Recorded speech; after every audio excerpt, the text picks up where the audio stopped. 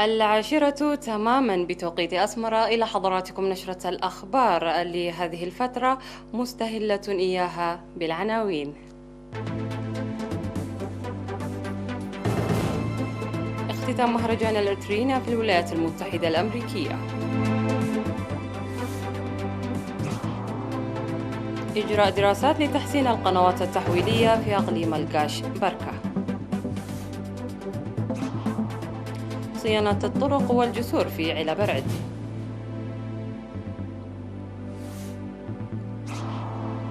مقتل 13 في الكونغو الديمقراطية على يد مسلحين يشتبه بأنهم إسلاميون.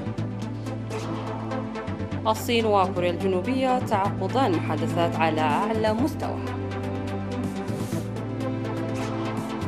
واتفاق بين الأوروبيين والأمريكيين على تخفيضات جمركية لأول مرة منذ عقدين. مرحبا بكم إلى تفاصيل النشرة.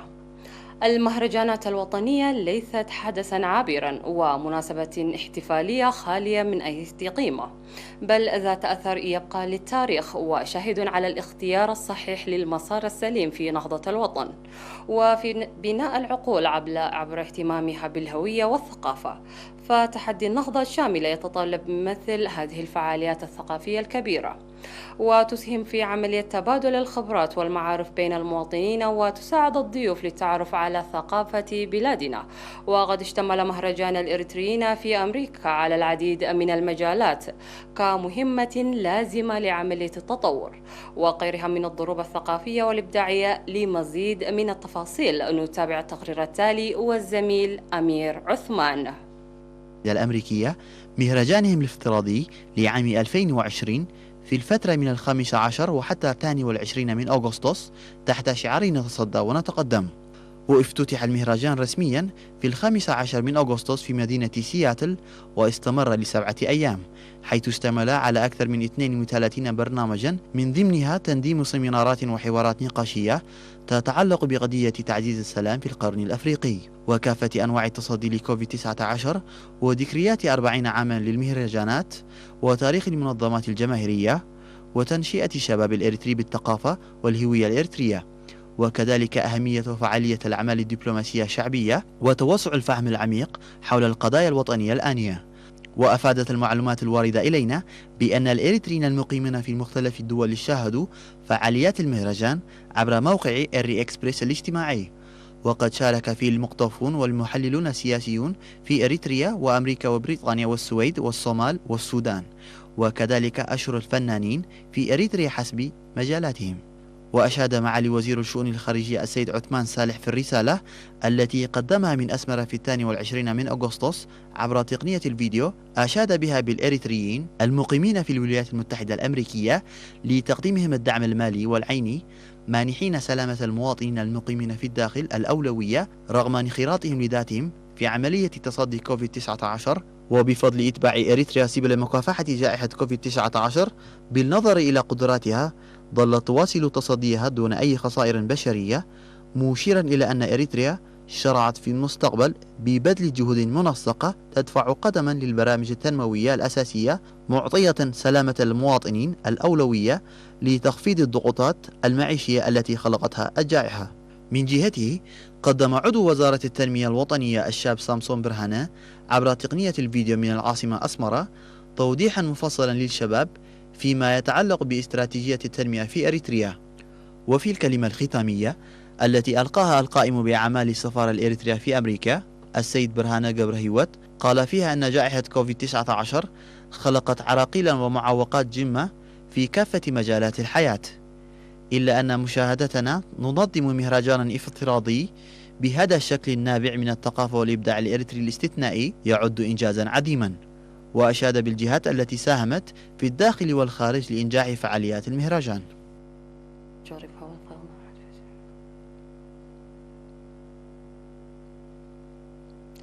تتسبب السيول الجارفة والفيضانات بأضرار جسيمة على البنى التحتية الزراعية في مختلف أنحاء البلاد، وقد شهد إقليم القشبرقة أمطارا غزيرة ألحقت السيول الناتجة عنها الدمار بالمجاري والقنوات التحويلية للسيول لري مساحات شاسعة للأراضي الزراعية. التفاصيل في سياق التقرير التالي مع الزميل قاسم أحمد. أجريت دراسات في إقليم القشبركة للتعرف على حجم الأضرار التي سببتها السيول القوية على القنوات التحويلية، وكذلك القنوات التحويلية التي توقفت عن الخدمة لأسباب مختلفة للقيام بالصيانة اللازمة والتحسين.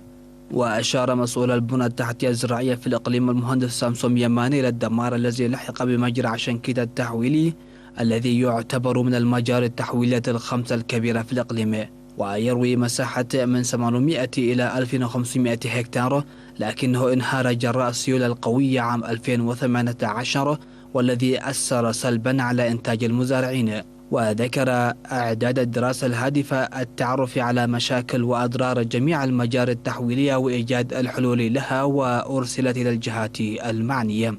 وقال إن عدم متابعة إصلاح المجاري التحويلية والصيانة العاجلة عند حدوث الأضرار يكون الدمار فيه كبيرا، مشيرا إلى وقوع أضرار في أغلب المجاري التحويلية البالغ عددها 36 مجرى كبير وصغير. وأوضح مسؤول التنمية الاقتصادية في مديرية هيكوتا المهندس داوود برهاني إنتاج 30 كونتالا من الهكتار الواحد بعد بناء مجرى عشنكيت التحويلي عام 2006، لكن الإنتاج انخفض مع امتلائه بالطمي ومصاعب قنوات الري، وتوقفت الخدمة فيه تماما بعد انهياره جراء السيول عام 2018، داعيا الجهات المعنية لاستجابة العملية للدراسة. وطالب المزارعون من جانبهم الإسراع لصيانة المشروع.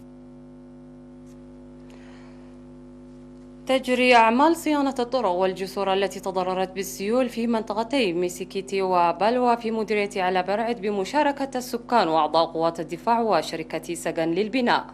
وقد تضررت الطرق والجسور بالسيول التي نتجت عن الأمطار القصيرة التي هطلت يوم 15 من أغسطس.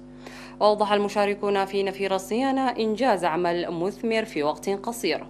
وقال المدير التنفيذي في إدارة مديرية على برعد السيد محرنا تخلأب إن صيانة الطرق المنجرفة والجسور المتضررة جراء هبوط الصخور من الجبال المحاذية وفتحها للخدمة عن ثمرة العمل المتفاني.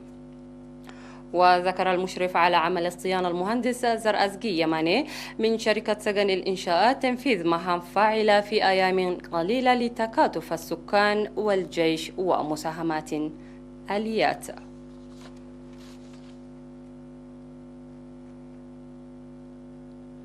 أفادت وزارة الصحة تبرع هذا الأسبوع بأكثر من 200 ألف نقفة لصندوق مكافحة كورونا. وأوضح تقرير الوزارة تبرع مجلس الإقليم الجنوبي 64,924 نقفة، وعمال ورشة فنقل مرحنو 28,042 نقفة من راتبهم الشهري، ولجنة التنمية في قرية أولعز أراو 15,000 نقفة، وجمعية قدست سلاسي كرن 5,000 نقفة، وفندق سنبل بارنتو 3,000 نقفة، وعمال مقبرة الإنجليز في أسمرة وكرن 3,000 نقفة، وجمعية أبوني تخلى هيمانوت نازريت سفر حزحز 3,000 نقفة، وفندق كيبال انترناشنال 2,793 نقفة. وتبرع كل من جمعية قدوس جورجيوس عدي بزحنس وجمعية أبا مريم عدي هابت سلوس في أسمرة، وجمعية قدوس جبريل درسناي في كرن، وجمعية بالاز جهير عن سبا لمجلي، وجمعية بالا مريم صحاف لام في أسمرة، وجمعية جنوب أديس ألم في أسمرة، وجمعية كدان مهرت زبان عنا في أسمرة، وجمعية بالا مريم عدي جابانو عدي جيانو في أسمرة، وجمعية قدوس ميكائيل ماي حطان ناحية ماي عداقة في أسمرة، وجمعية دقي السيت عدي أبيتو 2,000 نقفة. كما تبرعت كل من جمعية قدوس ميكائيل شحا في أسمرة وبارسلاس 1,500 نقفة، ومكتبة منغستو ومكتبة سلام، وجمعية تنمية عدي دبري في أسمرة، وجمعية أبوني تخلى هيمانوت إمباغاليانو وبارتجي، وجمعية ميكائيل أمبو مركاتو حزحز، وجمعية ميكائيل عدي قمشو في أسمرة، ومتجر يوناس لخياطة الملابس 1,000 نقفة. فاصل قصير ونعد لمتابعة الأخبار العالمية، ابقوا معنا.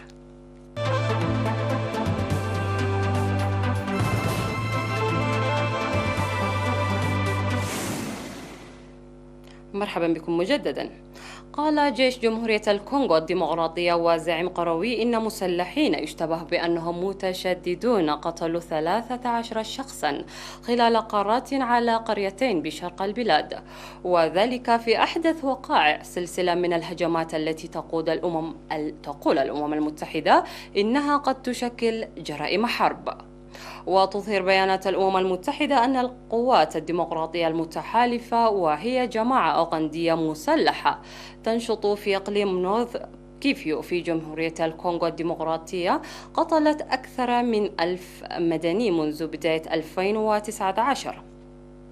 وقال زعيم قروي محلي إن المسلحين قيدوا الضحايا في قريتين تقعان على بعد 10 كيلومترات إلى الشرق من مدينة أوتشا قبل قتلهم.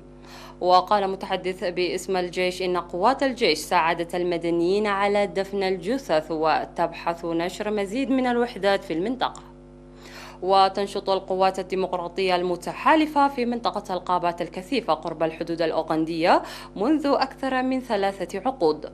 وفي أواخر العام الماضي شن الجيش عملية أمنية واسعة النطاق ضدها، مما أثار ردا عنيفا من الجماعة المسلحة ضد المدنيين في المنطقة.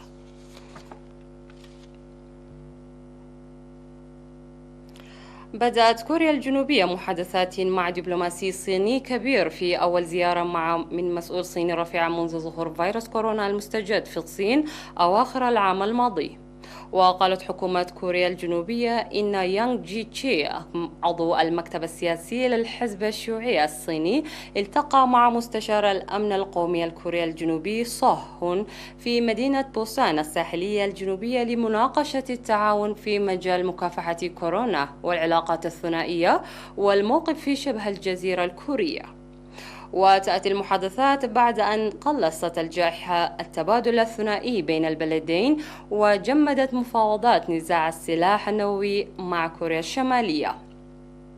وقال متحدث رئاسي قبل أيام إن سوه الذي تولى منصب مستشار الأمن القومي الشهر الماضي سيناقش ملف كوريا الشمالية والتعاون في مكافحة كورونا، إضافة لزيارة محتملة من الرئيس الصيني شي جي بينغ إلى سول.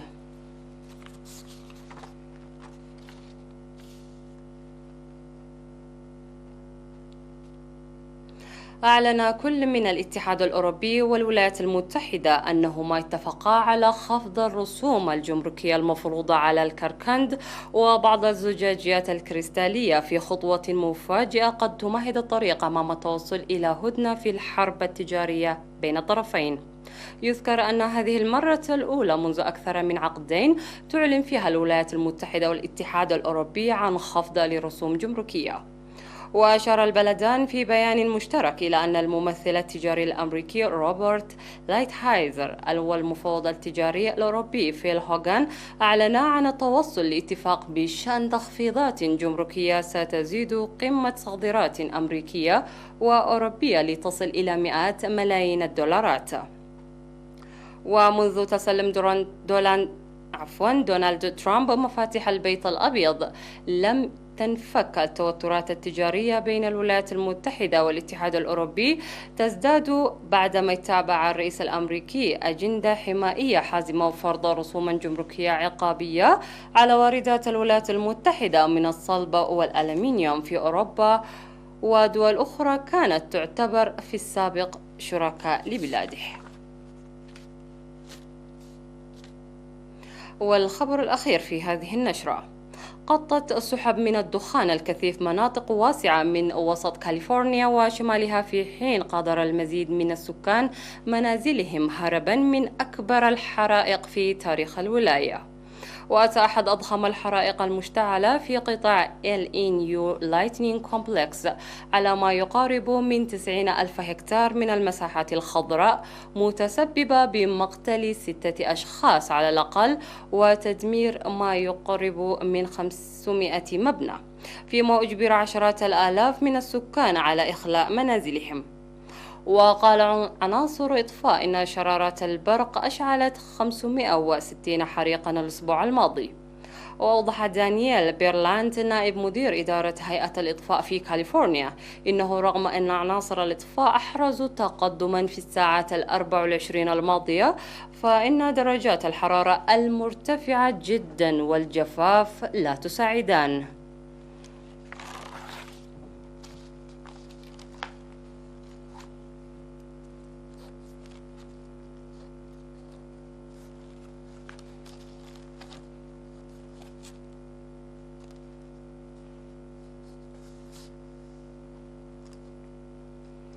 نهاية النشرة، إلى اللقاء.